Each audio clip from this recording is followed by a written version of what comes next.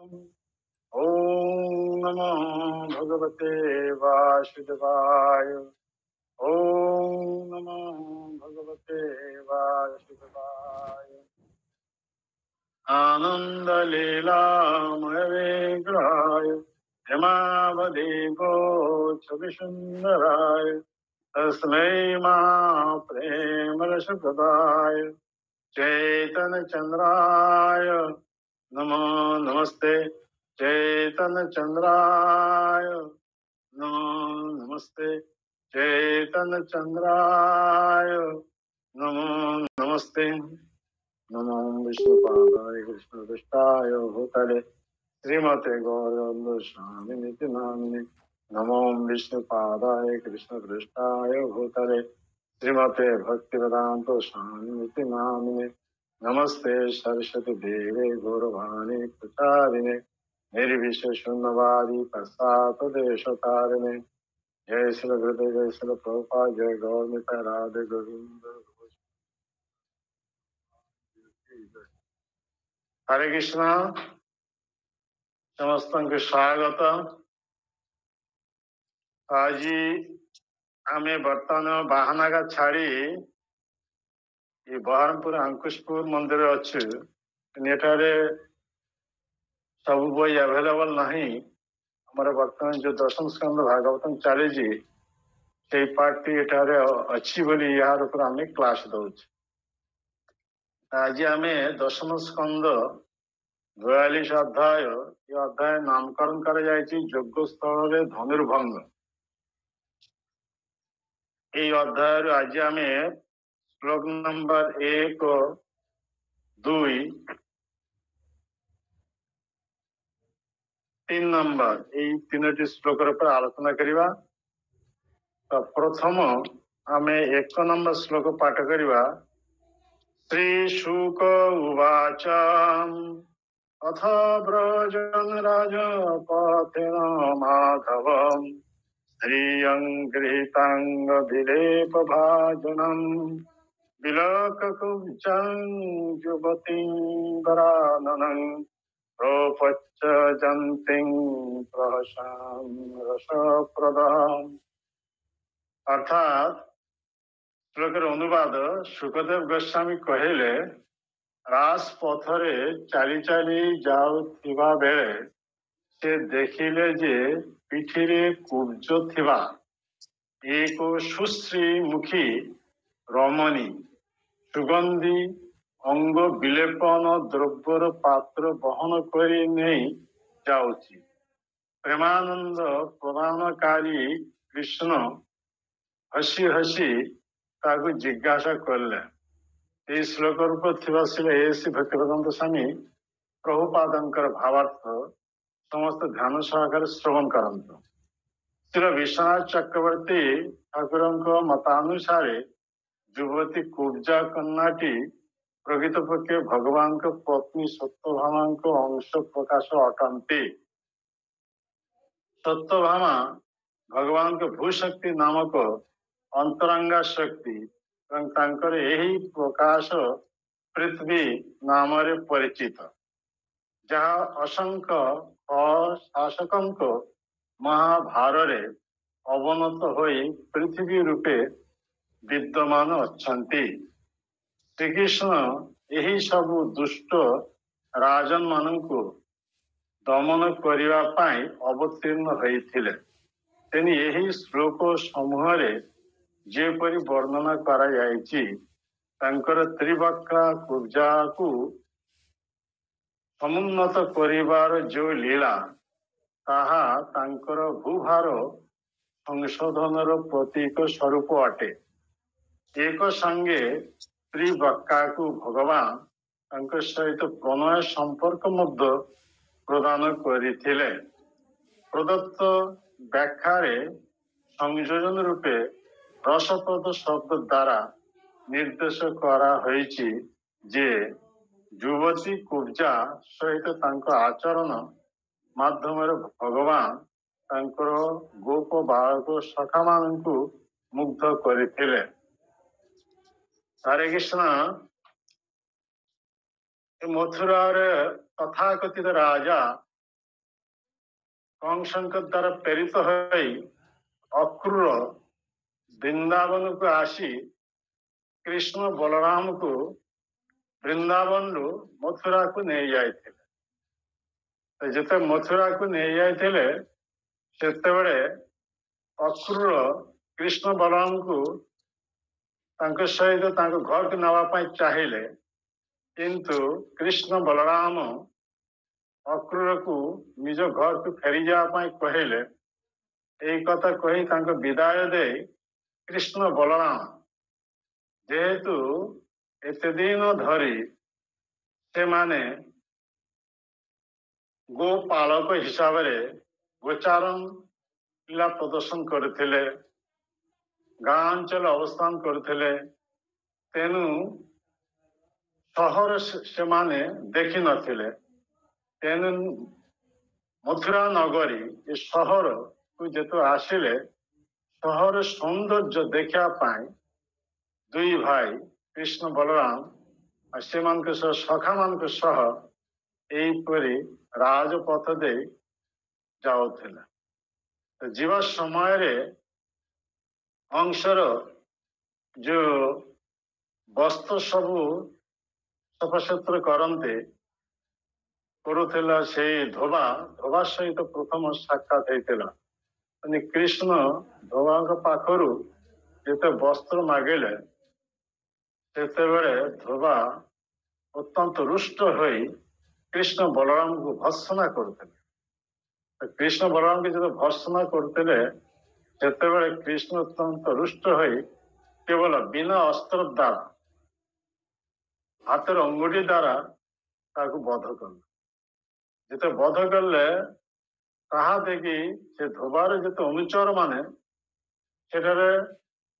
वस्त्र जिते से पंटला से पकईदे जे जेठा को पारे से दौड़ी पलैगला कृष्ण बलराम से राज पोशाक कृष्ण बलराम निज चॉइस अनुसार पिंधिले एवं शाखा मान को देले से माने पिंधिले यहीपरि समस्ते राजकीय प्रसाद राजकीय पोशाक परिधान कले एमती समय देखा जाउछि कौन एक तंतुबाय से जेहेतु भक्त थिले सहित जो देखाला तंतुबाय अति भक्ति सहकार कृष्ण बलराम के संबोधन कले पूजा करते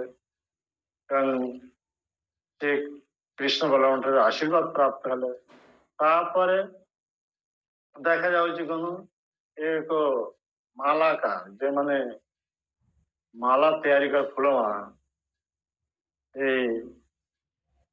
मालाकार सहित जो देखाला से भगवान को भक्त हवा जो कृष्ण बलराम को सुंदर माला पिंधि देते कृष्ण बलराम को पूजा करते कृष्ण बलराम ठार से माने से आशीर्वाद प्राप्त होते ये भी आशीर्वाद प्राप्त होते से देवता कला पर शारूप मुक्ति प्राप्त है बर्तमान से कृष्ण बलराम बर्तमान राजकीय पोशाक पिंधि फूलहार धारण करतमान से कृष्ण बलराम राजपथ दे जिते शाखा मान चली चली जाऊले से रास्ता कंसर एक सेविका जार ना हूँ कुब्जा कुब्जा कंसर लगी अति सुगंधी अंग विलेपन द्रव्य तैयारी करी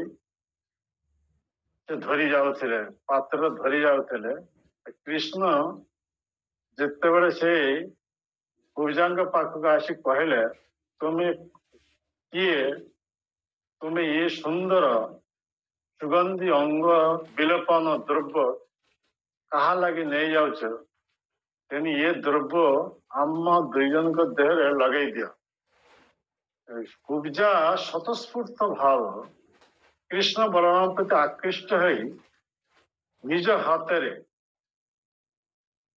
से अगुरी चंदन कृष्ण बलराम के देह लगाइले कृष्ण होचंती कृष्ण वर्ण बलराम होचंती शुभ्र वर्ण तो चंदन अगुरु जो सुगंधी अंग विलेपन द्रव्य कृष्ण के देहरे लगाइले माने केमितिया चंदन ना पीत वर्ण और बलराम के देहरे लगाइले नील वर्ण ये सुगंधी अंग विलेपन द्रव्य लगे कृष्ण हो गला पीत वर्ण देहरे पीत वर्ण चंदन लगेवा जो पीत वर्ण हो गया और बलराम हो गले नील वर्ण चंदन लगेवा जो कुब्जा तीन प्रकार सेवा द्वारा भगवान को प्रसन्न विधान कर प्रथम मधुर वाक्य द्वारा भगवान को संबोधन करते द्वितीयत से कंसर लगी जो सुगंधी अंग विलेपन द्रव्य नहीं जाता कृष्ण बलराम का देहरे लगाइले पुनी निज हाथ रे तीन प्रकार डायरेक्ट सेवा से करवा जोगु भगवान अत्यंत प्रसन्न हो जाते अत्यंत प्रसन्न हो जोगु से कुब्जा देखा अति सुंदरी मुखमंडल अति सुंदर किंतु पृष्ठ देश अर्थात तांकर देहरे तीन जायगा वक्र थिबा जोगु तांको कहा जाउ त्रिवक्र त्रिवक्र माने बेकदेश छाती एवं अंटा देश ये तीन जगह बेक ये वक्र थिबा जोगु कुब्जांकर आउ गोटे ना हची त्रिवक्र कुब्जा जेहेतु भगवान के तीन प्रकार प्रसन्न विधान करते प्रथम मधुर वाक्य द्वारा संबोधन करते द्वितीयत कंसर उद्देश्य जो सब सुगंधी अंग विलेपन द्रव्य नहीं जाते निज हाथ में कृष्ण बलराम के देहरे लगाई जाते डायरेक्ट सेवा कर भगवान कृष्ण तीन जायगा वक्र को सीधा कर देते मुखमंडल देखा सुंदर किंतु देह वक्र हो जाता देह तीन जगह वक्र बेक देश छाती देश एवं अंटा देश तो भगवान कृष्ण प्रसन्न हो सीधा कर देवा जोगु अति सुंदरी रमणी परिणत हो जाता अति सुंदर रमणी जो परिणत हो जाते से त्रिवक्का भगवान कृष्ण के सहित माने प्रणय संबंधित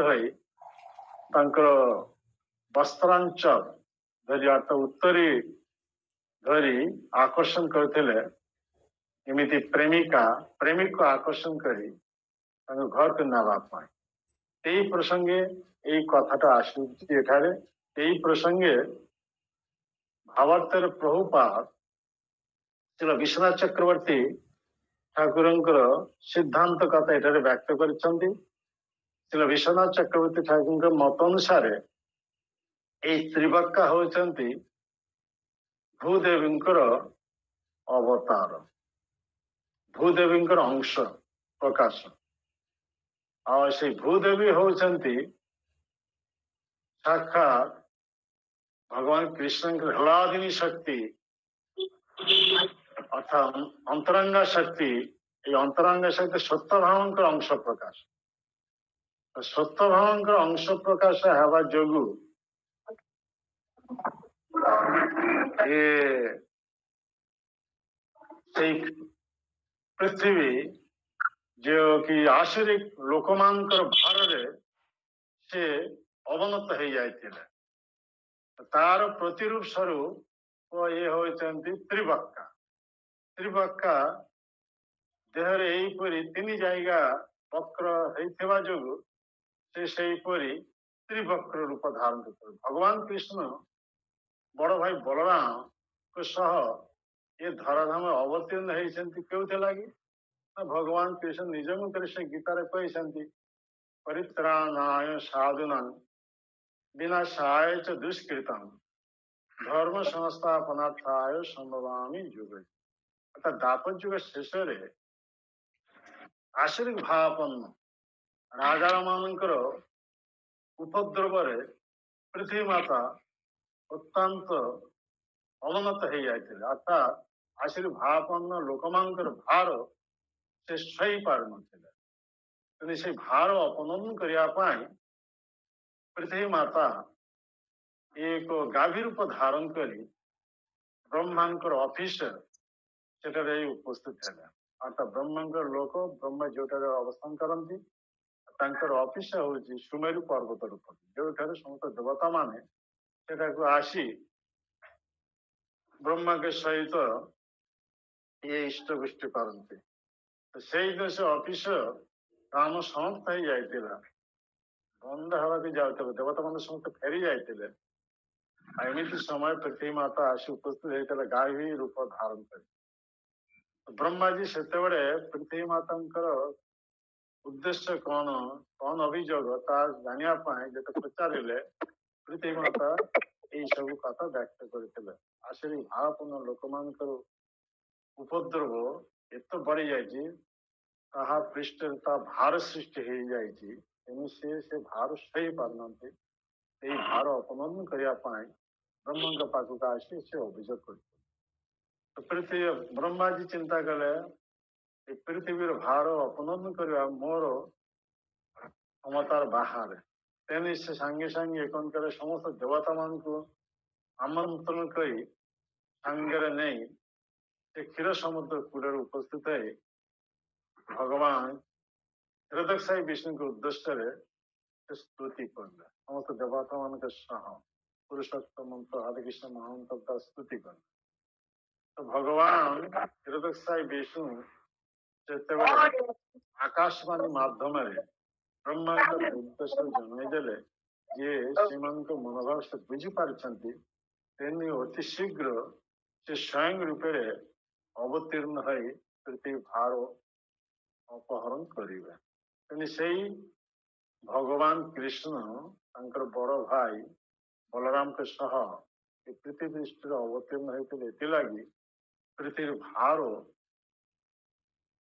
ଅପନୋଦନ କରିବା ପାଇଁ।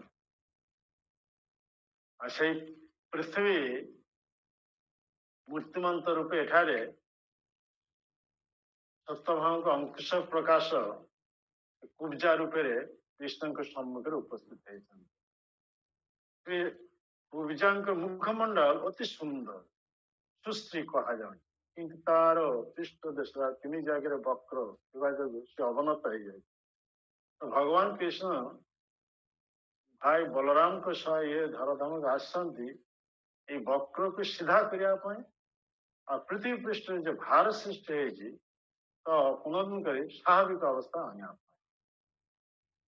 ଏଠାରେ ପ୍ରଥମ ଦେଖାଯାଉଛି ଯେ ଭଗବାନ କୃଷ୍ଣ ବଳରାମ ଶାଖାମାନଙ୍କ ସହ ରାଜପଥ ଦେଇ ଯେତେବେଳେ ଯାଉଥିଲେ, ସେତେବେଳେ ଏଇ କୁବ୍ଜା ଯିଏକି ଭୋଜ ବଂଶ ରାଜାଙ୍କର ଏଇପରି ସୁଗନ୍ଧି ଅଙ୍ଗ ବିଲୋପନ ଦ୍ରବ୍ୟ ସବୁ ମାନେ ସେ ବହନ করে ପ୍ରଦାନ କରନ୍ତି। ଆଜି ସେ ତଥାକଥିତ ରାଜା, ଏଠାରେ ପ୍ରକୃତ ଭୋଜ ବଂଶ ପ୍ରକୃତ ରାଜା କଂସ ନୁହେଁ, କାହିଁକିନା ସେ ଅନ୍ୟାୟ ଭାବରେ ଏଇପରି ତାଙ୍କ ପିତାଙ୍କୁ ବନ୍ଦୀ କରି ସେ ସେଇ ରାଜପଥରେ ଅଭିଷିକ୍ତ ରାଜପଥରେ ବସିଛନ୍ତି ମଥୁରା ରାଜା ରୂପରେ।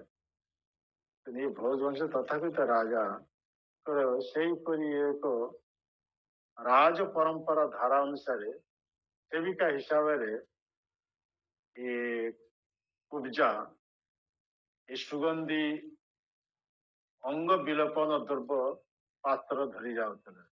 ସେଇ ସମୟରେ କୃଷ୍ଣ ବଳରାମଙ୍କ ସମ୍ମୁଖୀନ ହେବା ଯୋଗୁଁ କୃଷ୍ଣ ଯେତେବେଳେ କୁବ୍ଜାଙ୍କୁ ମଧୁ ବାକ୍ୟରେ ସମ୍ବୋଧନ କରି କହିଲେ, ହେ ସୁନ୍ଦରୀ, ତମେ ଏତେ ସୁନ୍ଦର ଇଏ ସୁଗନ୍ଧି ଦ୍ରବ୍ୟ ଯେ ଧରି ଯାଉଛ, ଆମ ଦୁଇ ଜଣଙ୍କ ଦେହରେ ଲଗାଇ। ସେ ସେତେ ପଚାରିଲା, ତୁମେ କିଏ, ଯେତେ ପରିଚୟ ପଚାରିଲେ ତା ପରବର୍ତ୍ତୀ ଶ୍ଲୋକରେ এই କଥା କୁହାଯାଇଛି। ଆତଂ ବରୋ ବେତ ଦୁହାନୁଲେପନଂ କଶ୍ଚଙ୍ଗାନେ ବା କଥୟସ୍ୟ ସାଧୁନ ଦେହାବୟରଙ୍ଗ ବିଲେପముତ୍ତମଂ ଶ୍ରେୟସ୍ତତସ୍ତେନ ଚିରାଦ୍ ଭବିଷ୍ୟତି। ଅର୍ଥାତ୍ ଏ ଶ୍ଲୋକର ଅର୍ଥ ହେଉଛି ଶ୍ରୀକୃଷ୍ଣ କହିଲେ, କିଏ ତୁମେ ହେ ସୁନ୍ଦରୀ ଉରୁମୟୀ। ଆହା କି ସୁନ୍ଦର ବିଲୋପନ। ହେ ସୁନ୍ଦରୀ, ଏହା କାହା ପାଇଁ? ଆମକୁ ସତ କଥା କୁହ। ଆମ ଦୁଇ ଜଣଙ୍କୁ ତୁମେ ଧରିଥିବା ଉତ୍ତମ ବିଲୋପନ ପ୍ରଦାନ କର, ତାହେଲେ ଶୀଘ୍ର ତୁମର ପରମ ମଙ୍ଗଳ ହେବ। ଭଗବାନ এই କଥା କହିଲେ। ইয়ার উপর প্রভুপাদ যে ভাবার্থ ଦେଇଛନ୍ତି, ଭଗବାନ ରସିକତା ସହିତ ସେଇ ରମଣୀକୁ ବରରୁ ଅର୍ଥାତ୍ ହେ ସୁନ୍ଦରୀ ଉରୁମୟୀ ବୋଲି ସମ୍ବୋଧନ କଲେ। ତାଙ୍କ ରସିକତା ବିଦ୍ୱେଷାତ୍ମକ ନଥିଲା, କାରଣ ସେ ପ୍ରକୃତରେ ତାକୁ ସୁନ୍ଦରୀରେ ପରିଣତ କରିବାକୁ ଯାଉଥିଲେ। କାହିଁକିନା ଭଗବାନ କୃଷ୍ଣ ଏ ଜଗତକୁ ଆସିଛନ୍ତି ଏଥିଲାଗି ଯାହା ବକ୍ର ଅଛି ତା ସିଧା କରିବା ପାଇଁ, ଆଉ ପୃଥିବୀ ପୃଷ୍ଠରେ ଯେ ଭାର ସୃଷ୍ଟି ହେଇଛି ତା ଅପହରଣ କରିବା ପାଇଁ। ଏଠାରେ କୁବ୍ଜା ରୂପୀ ସେଇ ସୁନ୍ଦରୀ ମୁଖଶ୍ରୀ ବାଲି କୁବ୍ଜା ସେ ସୁନ୍ଦର ଅଗୁରୁ ବସ୍ତୁ ଅର୍ଥାତ୍ ସୁନ୍ଦର ଏ ବିଲୋପନ ବସ୍ତୁ ଧରି ଯାଉଥିଲେ କଂସ କଲା। ହେଲେ କୃଷ୍ଣ କହିଲେ ଏ ସୁନ୍ଦର ବସ୍ତୁ ବିଲୋପନ ଆମ ଦୁଇ ଜଣଙ୍କ ଦେହରେ ଲଗାଅ। ଆଉ ସେ ପଚାରିଲେ ତୁମେ କିଏ? କିଏ ତୁମେ? ତ ସେତେବେଳେ ତା ସେଇ କଥାର ଉତ୍ତର ଦେବେ ତୃତୀୟ ଶ୍ଲୋକରେ ଶୈରେନ୍ଦୁ ବାଚ ଅର୍ଥାତ୍ ସେ କୁବ୍ଜା ଉତ୍ତର ଦେଉଛନ୍ତି, ଦାସସ୍ତହଂ ସୁନ୍ଦର କଂସ ସମ୍ମତା ତ୍ରିବକ୍ର ନାମ ଅନୁଲେପ କର୍ମଣି ମଦ୍ ଭାବିତଂ ଭୋଜପତେରତି ପ୍ରିୟଂ ବିନା ଯୁବଙ୍କ ଅନ୍ନ ସମସ୍ତ ଦର୍ହତି। ଅର୍ଥାତ୍ ଦାସୀଟି ଉତ୍ତରରେ କହିଲା, ହେ ସୁନ୍ଦର, ମୁଁ ଭୋଜରାଜ କଂସର ଆଦରର ଦାସୀ ଅଟେ। ମୋ ଦ୍ୱାରା ପ୍ରସ୍ତୁତ ଅନୁଲେପନ ତାଙ୍କର ଅତି ପ୍ରିୟ। ମୋ ନାଁ ତ୍ରିବକ୍ରା, ଭୋଜପତିଙ୍କର ଅତି ପ୍ରିୟ ମୋର ଏହି ଅନୁଲେପନ ଯୋଗ ତୁମ ଦୁଇ ଜଣଙ୍କ ବ୍ୟତୀତ ଆଉ କିଏ ଅଛି? ଏ ଶ୍ଲୋକରେ ଶ୍ରୀଲ ପ୍ରଭୁପାଦ ଭାବାର୍ଥ ଦେଇଛନ୍ତି। ଶ୍ରୀଲ ବିଷ୍ଣୁ ଚକ୍ରବର୍ତ୍ତୀ ଠାକୁର ବର୍ଣ୍ଣନା କରିଛନ୍ତି ଯେ କୁବ୍ଜା ନାମରେ ପରିଚିତ ତ୍ରିବକ୍ରା ସୁନ୍ଦର ସମ୍ବୋଧନଟି ଏକ ବଚନରେ କରିଥିବା କାରଣ ସେ ବୁଝାଇବାକୁ ଚାହୁଁଥିଲା ଯେ ସେ କେବଳ ମାତ୍ର କୃଷ୍ଣଙ୍କ ପାଇଁ ପ୍ରଣୟ ଆକାଂକ୍ଷା ଅନୁଭବ କରୁଛି। ତେଣୁ ତୁମ ଉଭୟଙ୍କ ପାଇଁ ଯୁବାମ୍ ଶବ୍ଦଟିକୁ ଜୀବନରେ ବ୍ୟବହାର କରି ତାର ପ୍ରଣୟ ଆବେଗକୁ ସେ ଲୁଚାଇବାକୁ ଚେଷ୍ଟା କରିଥିଲା। କୁବ୍ଜାର ତ୍ରିବକ୍ରା ନାମଟି ନିର୍ଦ୍ଦେଶ କରୁଛି ଯେ ତାର ଶରୀରର ବେକ, ଛାତି ଓ କୋମରରେ ବକ୍ର ଥିଲା। ଏହା ହଉଛି କଥା, ମାନେ ଶୈରନ୍ଧ୍ରୀ କଥାଟା ହେଲା ସେଇ କୁବ୍ଜାଙ୍କୁ ଦାସୀ ହିସାବରେ ଏଠାରେ ଉପସ୍ଥାପନ କରାଯାଇଛି। କୁବ୍ଜା ନିଜର ପରିଚୟ ଦେଉଛନ୍ତି ଯେ ସେ ହେଉଛନ୍ତି ଭୋଜରାଜାଙ୍କ ଦାସୀ। ପ୍ରକୃତ ପକ୍ଷେ ବାୟ ଭାବରେ ଏ କଥା କହୁଛନ୍ତି, କିନ୍ତୁ ପ୍ରକୃତ ସ୍ୱଭାବଗତ ହିସାବରେ ସେ ହେଉଛନ୍ତି ଭଗବାନଙ୍କର ଦାସ। ଅର୍ଥାତ୍ ଏଇ ଭଗବାନ କୃଷ୍ଣ ବଳରାମ ଯେତେବେଳେ ତାଙ୍କର ସମ୍ମୁଖରେ ଉପସ୍ଥିତ ହେଇଥିଲେ, ସେ ସେତେବେଳେ ଚିନ୍ତା କଲେ ଏ ସୁନ୍ଦର ଅନୁଲେପନ କେବଳ ଏଇ ଦୁଇ ଜଣ ହିଁ ଏକମାତ୍ର ପ୍ରାପ୍ତ, ଅର୍ଥାତ୍ ଏ କୃଷ୍ଣ ବଳରାମ।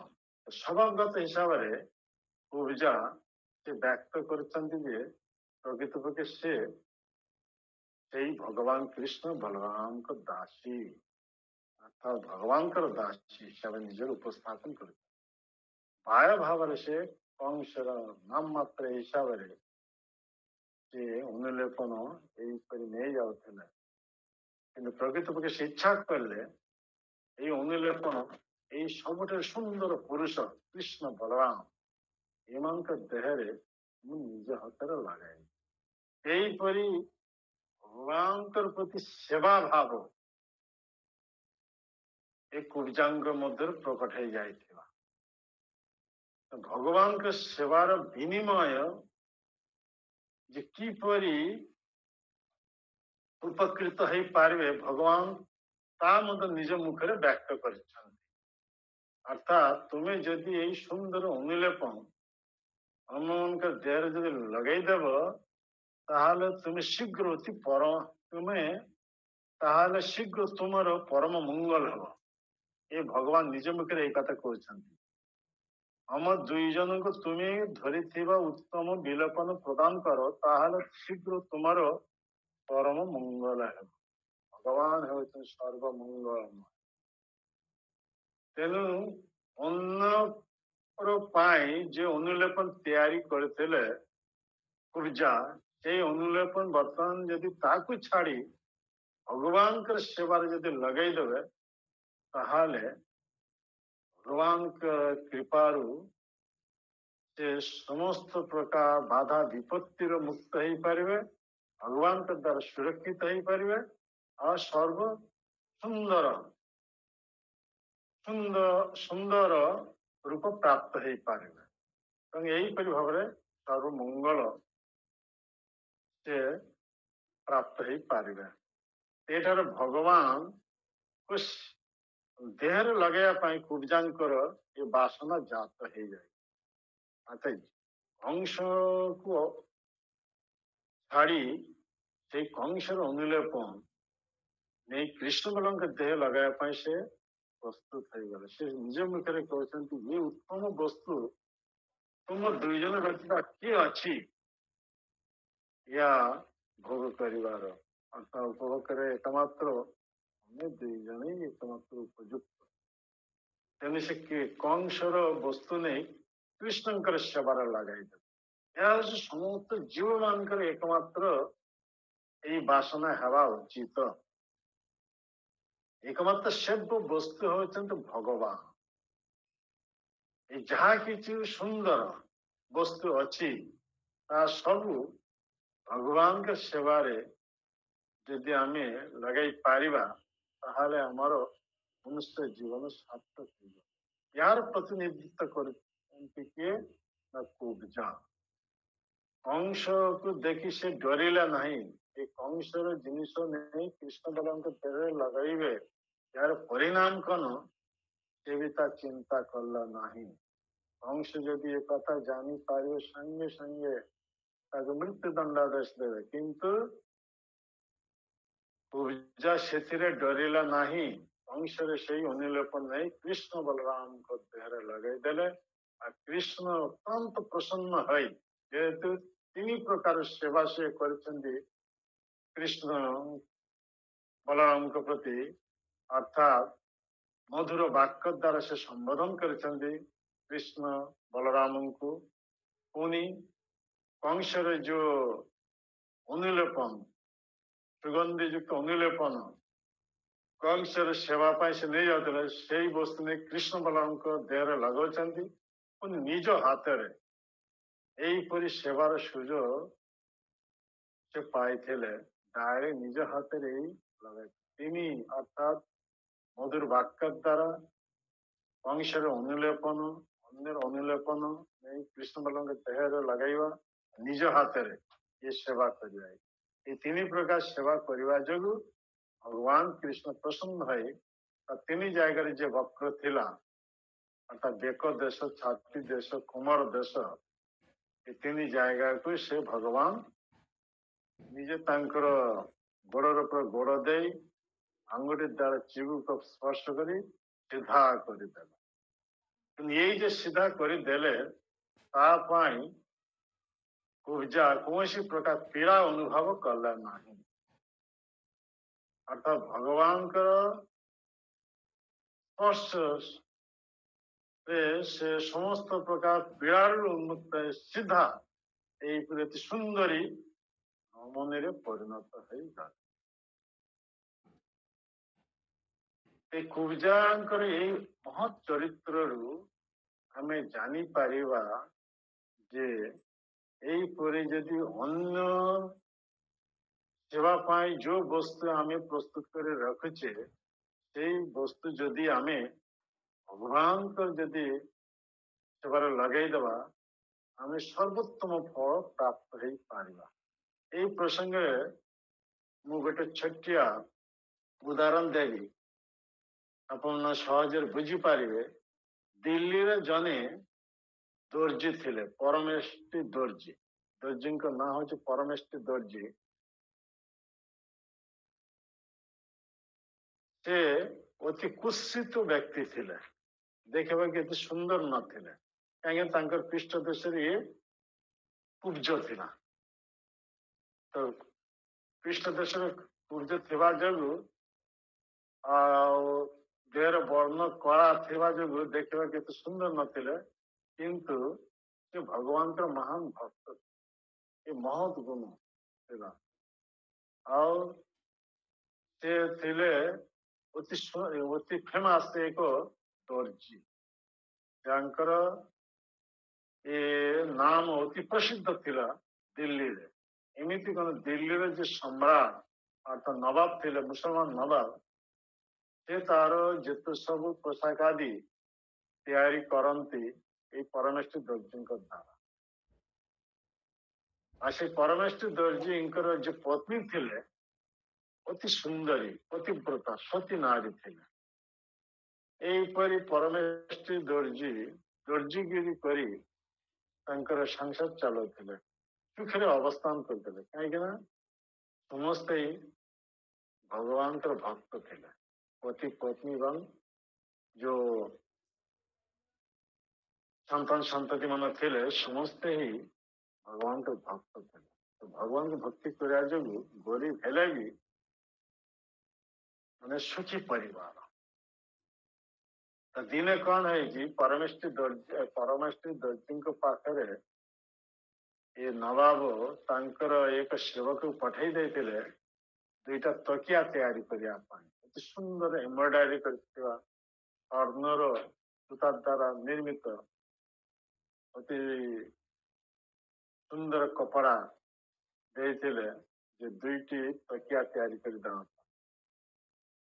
ନବାବଙ୍କର ସେବକ ସେଇ ଏମ୍ବ୍ରଏଡରୀ କରିଥିବା ସେଇ ସୁନ୍ଦର କପଡ଼ା ଅର୍ଥାତ୍ ସୁନାର ସୁତିଲି ଦ୍ୱାରା ଏମ୍ବ୍ରଏଡରୀ କରିଥିବା ସେଇ କପଡ଼ା ତକିଆ ଧରି ଆସିଥିଲେ ପରମେଷ୍ଟି ଦର୍ଜିଙ୍କ ପାଖକୁ। ଆଉ କହିଥିଲେ ଯେ ଦୁଇଟି ଯଦି ତକିଆ ଅତି ସୁନ୍ଦର ଭାବେ ତିଆରି କରି ଦେଇଥିବ, ତମର ଯାହା ମଜୁରୀ ସେ ମଜୁରୀ ପାଇବ, ଉପରନ୍ତୁ ନବାବ ତୁମକୁ ପୁରସ୍କାର ପ୍ରଦାନ କରିବେ। ଏଇ କଥା କହି ନବାବର ସେବକ ପରମେଷ୍ଟି ଦର୍ଜିଙ୍କ ହାତରେ କପଡ଼ା ତକିଆ ଦେଇ ଫେରି ଯାଇଥିଲେ। ଇଏ ସେତେବେଳେ ପରମେଷ୍ଟି ଦର୍ଜି ଯେ କପଡ଼ା ଏତେ ସୁନ୍ଦର ଥିଲା, ଏତେ ଉତ୍ତମ ବସ୍ତ୍ର ଥିଲା, ସେ ଚିନ୍ତା କଲେ ଇଏ ଏକ ମୁସଲମାନ ନବାବ,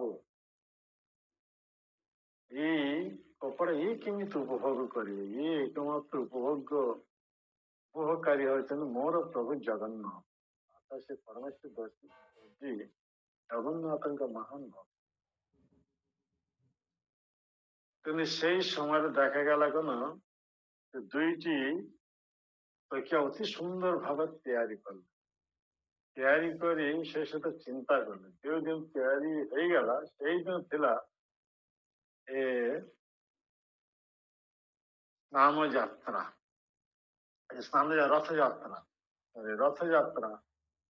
ରଥଯାତ୍ରା ଦିନରେ ସେ କମ୍ପ୍ଲିଟ କରିଥିଲେ ଦୁଇଟା ତକିଆ। ହାତରେ ଧରି ସେ ସହିତ ଚିନ୍ତା କରୁଥିଲେ ନବାବ କେମିତି ଏ ଦୁଇଟି ତକିଆ ଭୋଗ କରି ଏକ ମୁସଲମାନ ଭାଇ ଏକମାତ୍ର ଉପଭୋଗକାରୀ ହେଉଛନ୍ତି ମୋର ପ୍ରଭୁ ଜଗନ୍ନାଥ। ହାତରେ ଏମିତି ଧରିଛନ୍ତି ଆଉ ଭାବ ନେତ୍ର ଦେଖୁଛନ୍ତି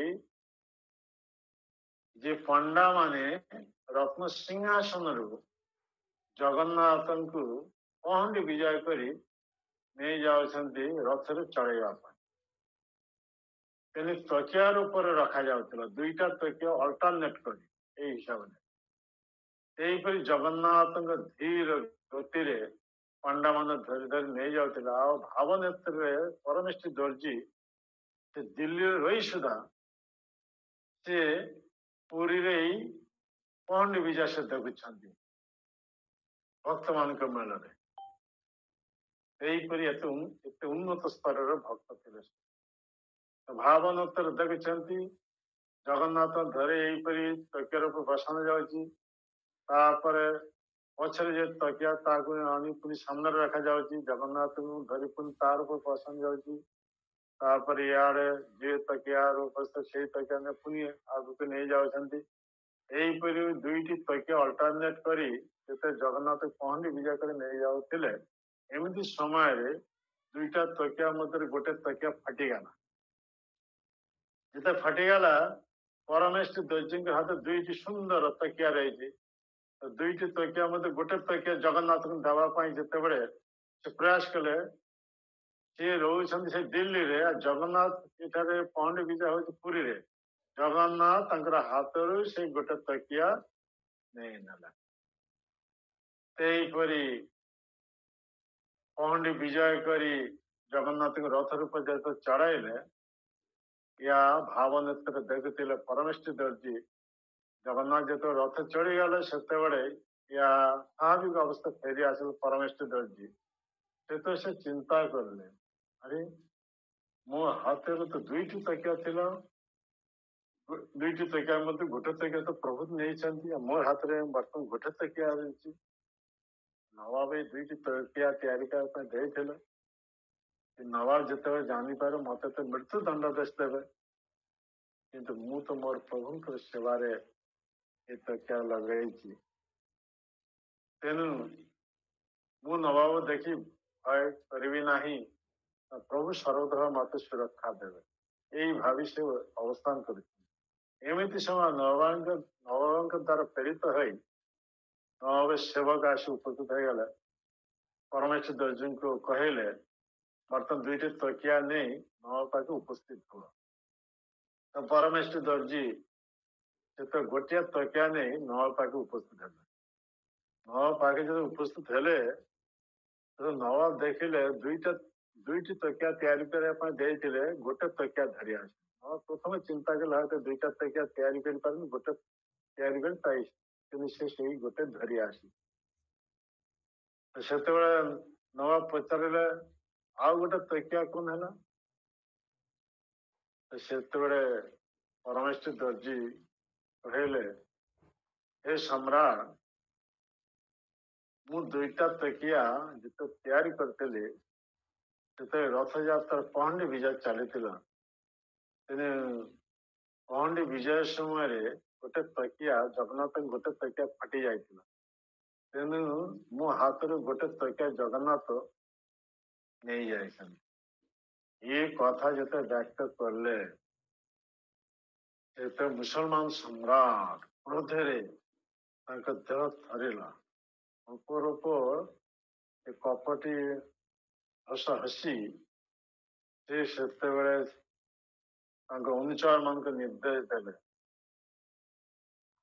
ତୁମେମାନେ ଏହାକୁ ନେଇ କାରାଗୃହରେ ବନ୍ଦୀ ଅବସ୍ଥା ରଖ, ହାତ ଗୋଡରେ ଶିକୁଲି ବାନ୍ଧିକିରି, କିଛି ଖାଇବାକୁ ଦେବ ନାହିଁ, ଅନାହାରେ ଏହାକୁ ମରିବାକୁ ଦିଅ। ୟାର ପ୍ରଭୁ କେମିତି ତାକୁ ସୁରକ୍ଷା ଦେଉଛନ୍ତି ମୁଁ ତା ଦେଖିବି। ୟାର ପ୍ରଭୁ କୋଉଠି? ସେଇ ନୀଳାଚଳ ଜଗନ୍ନାଥପୁରୀ, ସେଇଠି ସେ ହାତ ବଢେଇକିରି ୟାର ହାତରେ ଦିଲ୍ଲୀରୁ ତାର ହାତରେ ଗୋଟେ ତକିଆ ନେଇଗଲା। ମୁସଲମାନ ନବାବ। ତେଣୁ ଏହିପରି କଠୋର ନିର୍ଦ୍ଦେଶ ଦେବା ଯୋଗୁଁ ନବାବ ଅନୁଚର ମାନେ ଆସି ପରମେଶ୍ୱର ଦର୍ଜୀଙ୍କ ହାତ ଗୋଡରେ ଶିକୁଲି ବାନ୍ଧିକିରି ନେଇ କାରାଗୃହରେ ବନ୍ଦୀ ଅବସ୍ଥା ରଖିଲେ। ବାହାରେ କଠିନ କବାଟ ଦ୍ୱାରା ତାଲା ଲଗେଇ ଖାଇବାକୁ ଦେଲେ, ଅନାହାରରେ ରହିଲେ।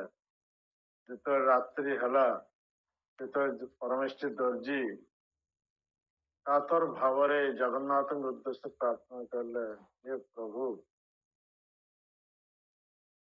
ମତେ ରକ୍ଷା କରନ୍ତୁ, ମୋର ପରିବାର କେମିତି,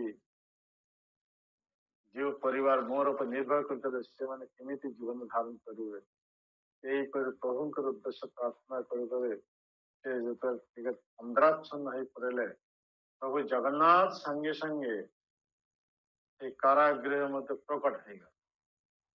ଆଉ ପ୍ରଭୁ ଯେତେବେଳେ ସେ କାରାଗୃହ ପ୍ରକଟ ହେଇଗଲେ, ପ୍ରଭୁଙ୍କ ଦେହ ଜ୍ୟୋତିରେ ଉଦ୍ଭାସିତ ହେଇଗଲା। ଉଦ୍ଭାସିତ ହେଇଗଲା, ପରମେଶ୍ୱର ଦର୍ଜି ତନ୍ଦ୍ରାଚ୍ଛନ୍ନରୁ ବାୟ ଦଶାରେ ଫେରି ଆସିଲେ।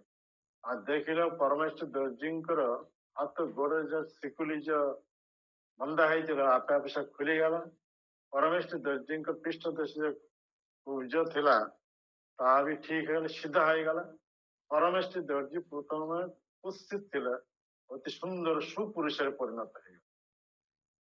ଆଉ ପରମେଶ୍ୱର ଦର୍ଜୀ ସେତେବେଳେ ଜଗନ୍ନାଥଙ୍କ ଚରଣ ପ୍ରଣତ ହୋଇ ଯେତେବେଳେ ପ୍ରାର୍ଥନା କରିଛନ୍ତି କାତର ଭାବରେ, ସେତେବେଳେ ଜଗନ୍ନାଥ ପ୍ରଭୁ ଜଗନ୍ନାଥ ପରମେଶ୍ୱର ଦର୍ଜୀଙ୍କୁ କହୁଥିଲେ, ତୁ କାହିଁକି ଏହିପରି ଭୟଭୀତ ହଉଛି, ତୋର କୌଣସି ଭୟ ନାହିଁ, ତୋତେ ଯେ ଏହିପରି ଦଣ୍ଡ ଦେଇଛି ନବାବକୁ ମୁଁ ଉପଯୁକ୍ତ ଦଣ୍ଡ ବିଧାନ କରିବି, କିନ୍ତୁ ତୁମେ କିଛି ଚିନ୍ତା କର ନା। ଏଇ କଥା କହି ଜଗନ୍ନାଥ କାରାଗୃହରୁ ଅନ୍ତରିତ ହୋଇ ନବାବ ଯେ ଗଭୀର ନିଦ୍ରାରେ ନିଦ୍ରିତ ହେଇଥିଲା ତାଙ୍କ ସ୍ୱପ୍ନରେ ଆସି ଉପସ୍ଥିତ ହେଇଗଲା। କଠୋର ଭାବରେ ପ୍ରଭୁ ଜଗନ୍ନାଥ ହାତରେ ଚାବୁକ ନେଇ ନବାବ ଦେହରେ ଜୋରସେ ପ୍ରହାର କରୁଛନ୍ତି।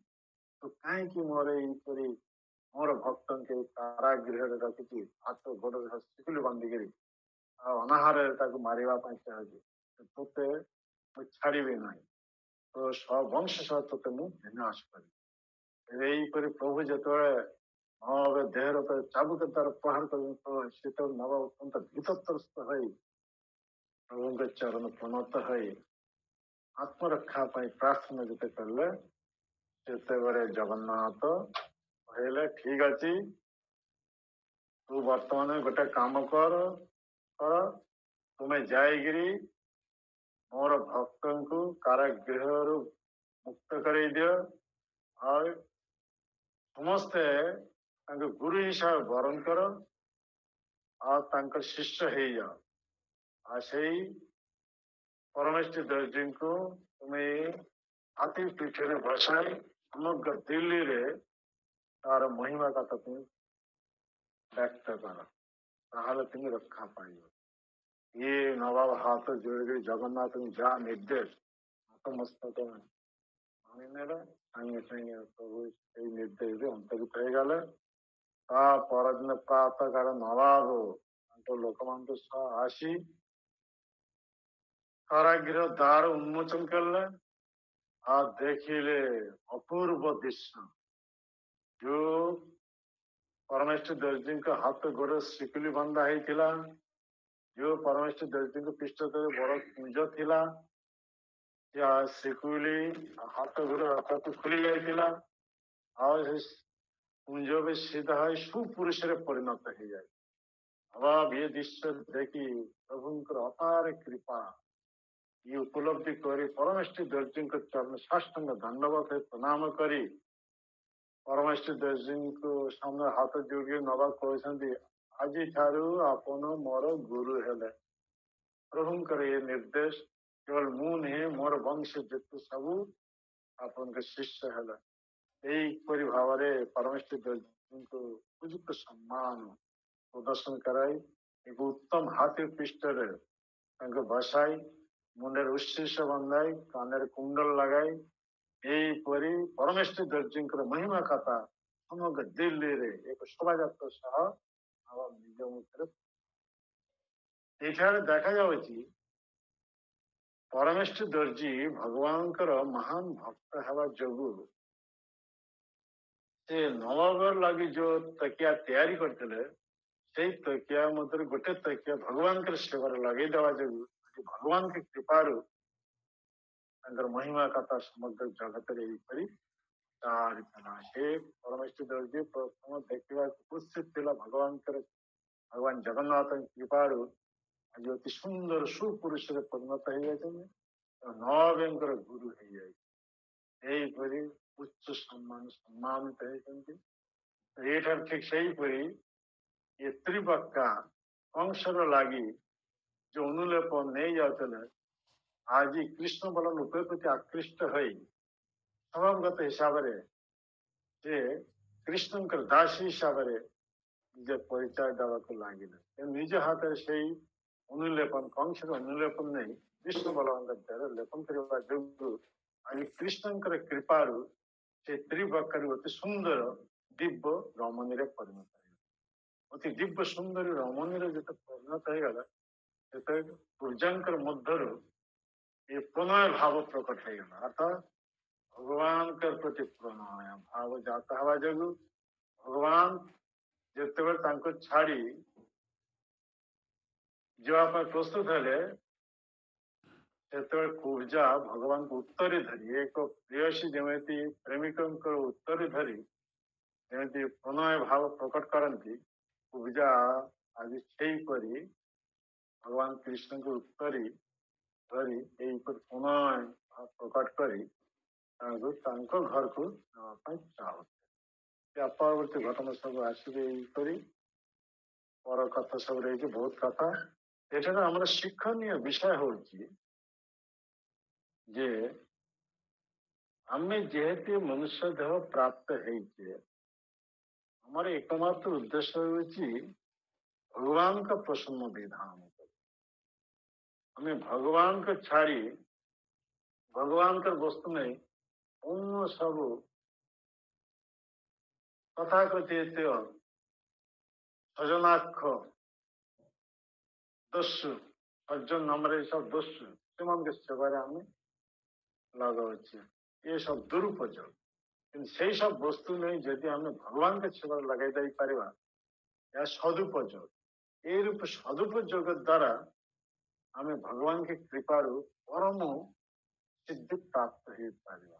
ତ ଭଗବାନ କୃଷ୍ଣ ଏଠାରେ ପୂଜାଙ୍କୁ ବକ୍ରରୁ ସିଧା ଯେତେ କରିଦେଲେ, ସେତେ ଭଗବାନ ପୂଜାଙ୍କୁ ଆଶ୍ୱସ୍ତ ଦେଉଛନ୍ତି ଯେ କଂସର ଦେଖି ତୁମର କୌଣସି ଭୟ ନାହିଁ। କାହିଁକିନା ତୁମେ ଯେ ଚିନ୍ତା କରୁଛ କଂସର ଇଏ ଅନୁଲେପନ, କଂସଙ୍କ ନା ଦେଇ ହନୁମନ୍ତ ଦେଇଛ, ତେଣୁ କଂସ ଏହାର ଦଣ୍ଡସ୍ୱରୁ ମୃତ୍ୟୁ ଦଣ୍ଡ ଦେଇପାରେ, ତେଣୁ ସେଥିଲାଗି କିଛି ଭୟ କରନା।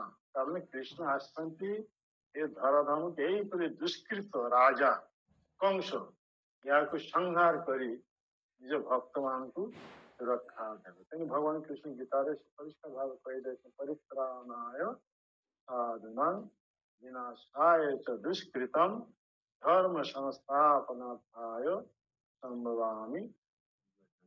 ଯୋଉ କଂସ ଏତେ ଉପଦ୍ରବ କରୁଥିଲେ, ନିଜ ପିତାକୁ ବନ୍ଦୀ କରି ପିତାଙ୍କର ସିଂହାସନ ସେ ବସିଥିଲା, ତାଙ୍କ ଶ୍ୱଶୁର ଜରାସନ୍ଧଙ୍କ ସହାୟତା ନେଇ ଏଇପରି ବହୁତ ସବୁ ପାତ କରୁଥିଲେ। ଦେବକୀଙ୍କ ଛଅଟି ପୁତ୍ରକୁ ନିଜ ହାତରେ ସବୁ ବଧ କରିଥିଲା। ସେଇପରି ଭକ୍ତମାନଙ୍କୁ କେତେ ଦୁଃଖ ଦେଉଥିଲା କଂସ।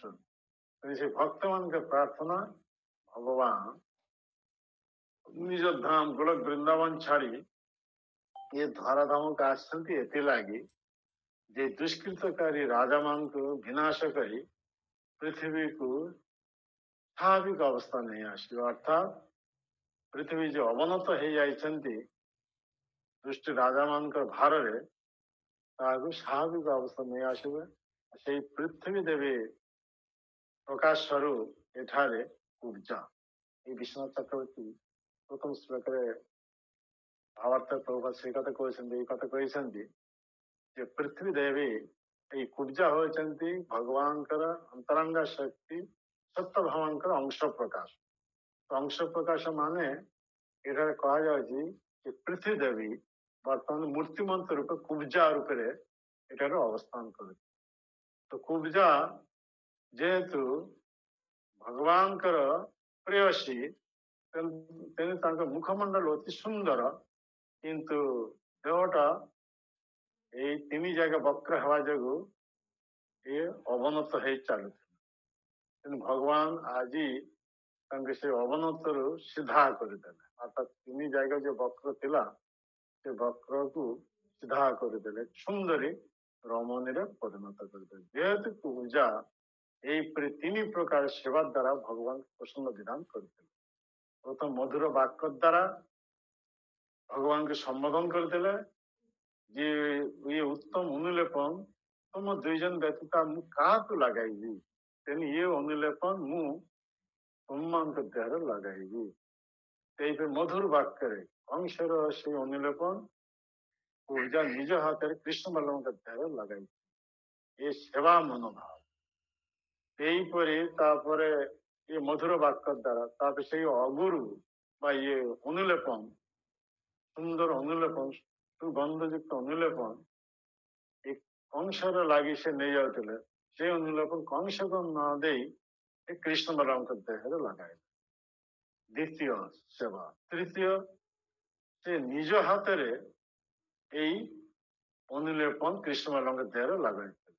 ସେଠାରେ ଆମେ ଦେଖିପାରିବା ଭଗବାନ କୃଷ୍ଣ ଯେତେବେଳେ ବାମନ ଅବତାର ରୂପେ ଆସିଥିଲେ, ବାମନ ଅବତାର, ବାମନ ଭଗବାନ କୃଷ୍ଣ ବର୍ତ୍ତମାନ ବାମନ ହିସାବରେ ତାଙ୍କ ସମ୍ମୁଖରେ ବର୍ତ୍ତମାନ ଉପସ୍ଥିତ ଅଛନ୍ତି ତ୍ରିବକ୍ର ରୂପରେ କୁବ୍ଜା।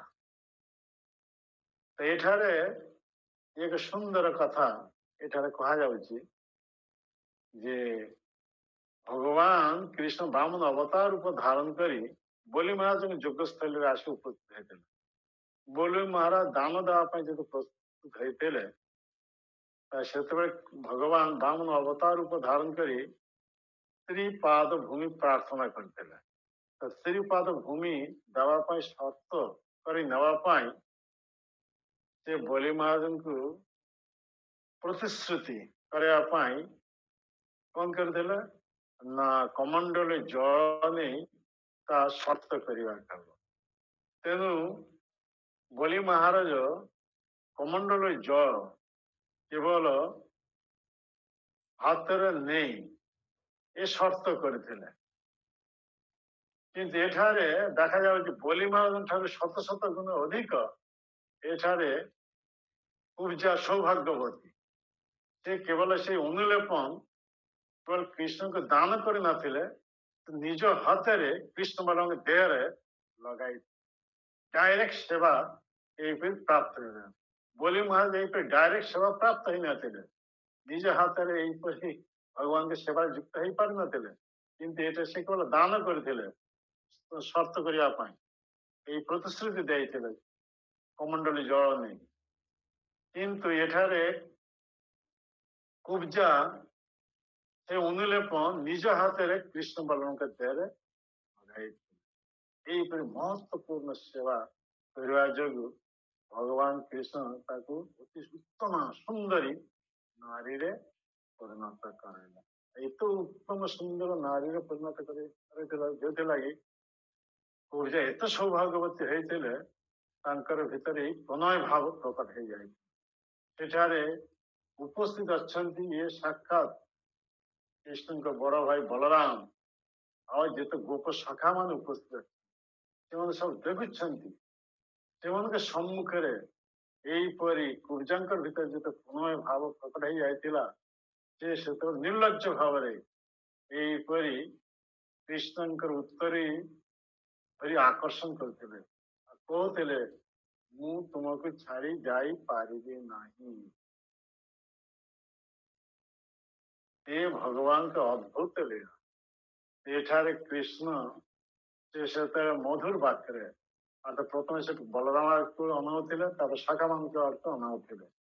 ଅନେଇକିରି ସେଇପରି ମୃଦୁ ହସ୍ତ କରି କୁବ୍ଜାଙ୍କୁ କହୁଥିଲେ ଆମେ ଯେଉଁ ଉଦ୍ଦେଶ୍ୟ ନେଇ ଏଠାକୁ ଆସିଛେ ସେଇ ଉଦ୍ଦେଶ୍ୟ ସମ୍ପନ୍ନ କରି ତୁମ ଗୃହକୁ ଆସିବି।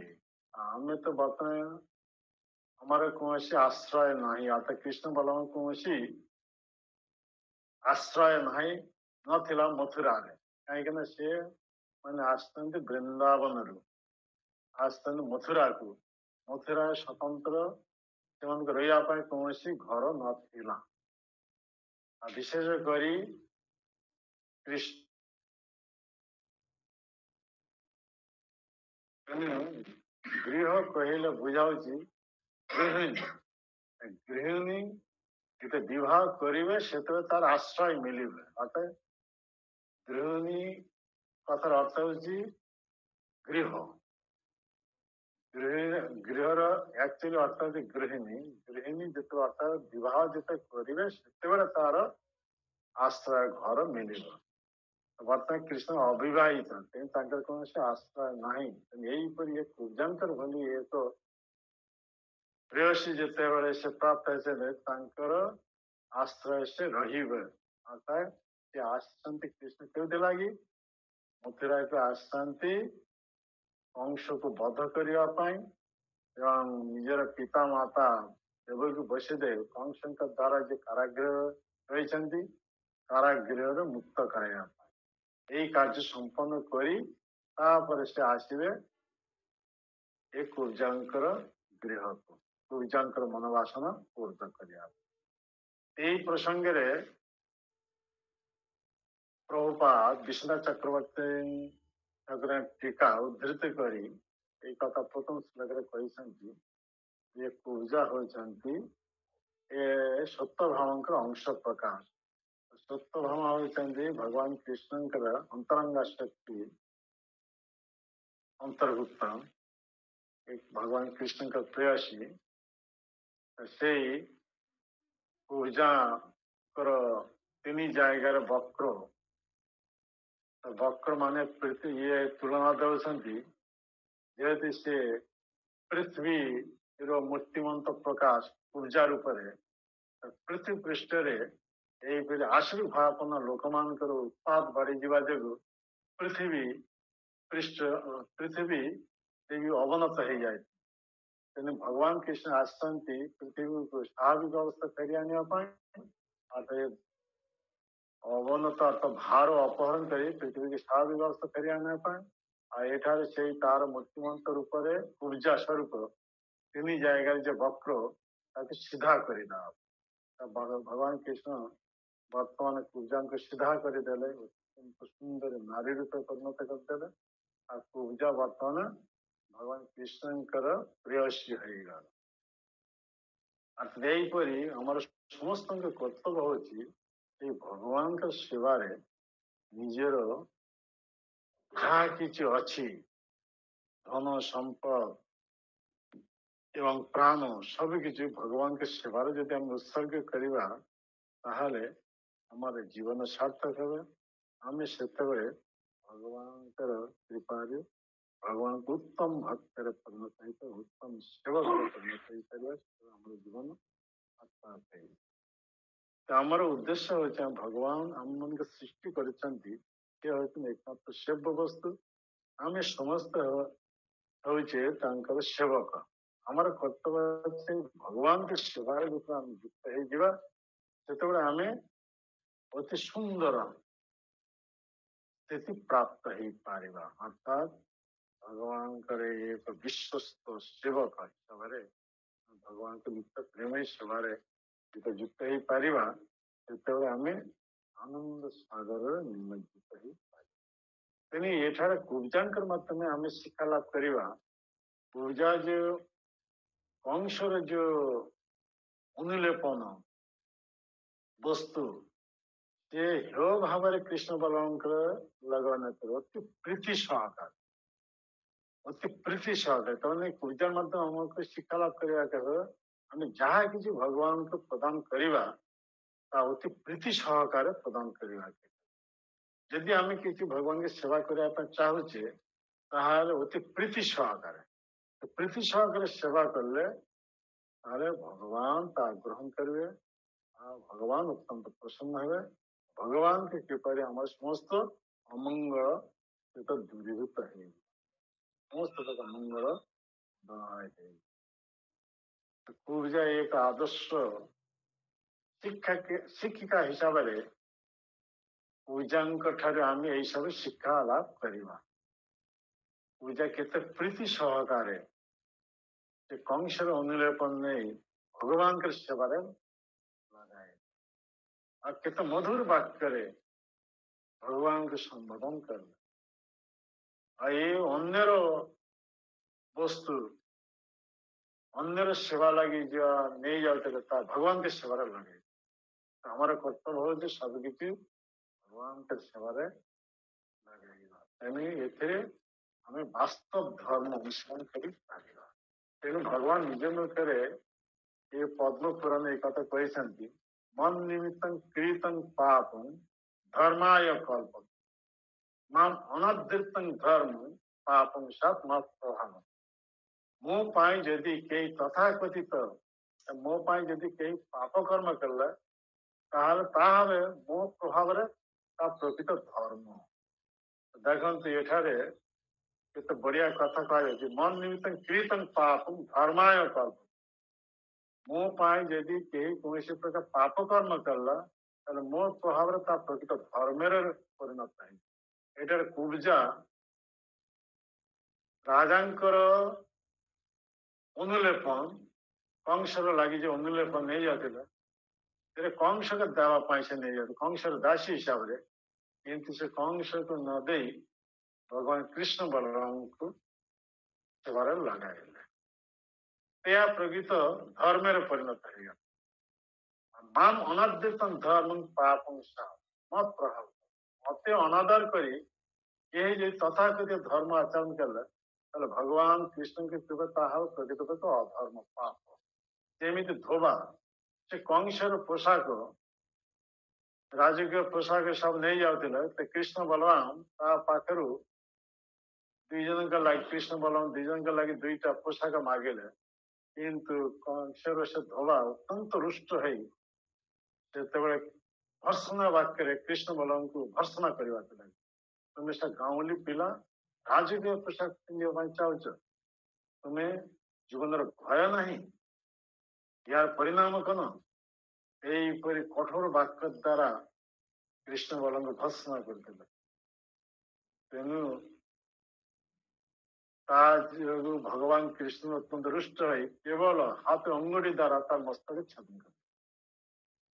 ଏଠାରେ ପ୍ରକୃତ ପକ୍ଷେ ଧୋବା ଯେଟା ବୁଝିଥିଲା ଯେ ଏ ରାଜକୀୟ ପୋଷାକ ଏ ଗାଉଁଲି ପିଲା କୃଷ୍ଣ ବଳରାମ ଏମାନେ କେମିତି ପିନ୍ଧିବେ, ଏ ସମ୍ଭବ ନାହିଁ। ଏ ମାନେ ଏତେ ଉଦ୍ଧତ ଏଇ ରାଜକୀୟ ପୋଷାକ ପିନ୍ଧିବା ପାଇଁ ଚାହୁଁଛନ୍ତି। ତେଣୁ ସେ ଅତ୍ୟନ୍ତ ଭର୍ସନା କରିଥିଲେ। ଏଠାରେ ସେ ତାର ନୀତି ଅନୁସାରେ ଧର୍ମ ପାଳନ କରିଥିଲେ, କିନ୍ତୁ ତା ପ୍ରକୃତ ଅଧର୍ମ ହେଇଗଲା। ଭଗବାନଙ୍କ ସେବା ନ ଲଗାଇବା ଯୋଗୁଁ ଅଧର୍ମ ହେବା ଭଗବାନଙ୍କ ହାତରେ ମୃତ୍ୟୁ। ଏଠାରେ କୁବ୍ଜା ସେ କଂସର ସେ ଅନୁଲେପନ ଏ କଂସଙ୍କର ସେବା ନ ଲଗାଇ କୃଷ୍ଣ ବଳରାମଙ୍କ ସେବାରେ ପ୍ରୀତି ଭରରେ ଲଗାଇଦେଲେ। ତେଣୁ ଏହା ପ୍ରକୃତ ଧର୍ମରେ ପରିଣତ ହେଇଗଲା। ତେଣୁ ଭଗବାନଙ୍କର କୃପାରୁ ସେଇ କୁବ୍ଜା ଅତି ସୁନ୍ଦରୀ ରମଣୀରେ ପରିଣତ ହେଇଗଲା। ତେଣୁ ସବୁ କିଛି ଭଗବାନଙ୍କର ସେବାରେ ଲଗାଇବା ପାଇଁ ଆମ କୁବ୍ଜାଙ୍କ ପାଖରେ ଶିକ୍ଷା ଲାଭ କରିବା। ତ ଆମେ ଏଇଠି କଥା ରଖୁଛେ। ଯଦି କାହାରି କିଛି ପ୍ରଶ୍ନ ଥିବ ତାହେଲେ ପଚାର କରନ୍ତୁ। ଆମର 1 ଘଣ୍ଟା ହେଇଯାଇଛି, କାରଣ କଥା ତ ଆହୁରି ସବୁ ରହିଛି। କୃଷ୍ଣ ବଳରାମ ତ ଆସିଛନ୍ତି ପୃଥିବୀ ଭାର ଅପହରଣ କରିବା ପାଇଁ, ଦୁଷ୍ଟ ରାଜାମାନଙ୍କୁ ସଂହାର କରିବା ପାଇଁ। ଏହିପରି ଉପଦ୍ରବ ରାଜାର ପୃଥିବୀ ଭାର ଅପହରଣ କରି କୃଷ୍ଣ ସାଧାରଣ ପ୍ରତ୍ୟାବର୍ତ୍ତନ କରିବେ, এই ଉଦ୍ଦେଶ୍ୟ ସେ ଆସିଥିଲେ। ସେଇ ପ୍ରସଙ୍ଗ ନେଇ କୁବ୍ଜାଙ୍କ ପ୍ରସଙ୍ଗ ଆଲୋଚନା କରାଯାଇଛି। ଯଦି କାହାରି କିଛି ପ୍ରଶ୍ନ ଥିବ ତାହେଲେ ଆପଣମାନେ ପଚାରି ପାରନ୍ତି। ହରେ କୃଷ୍ଣ। ପଚାର।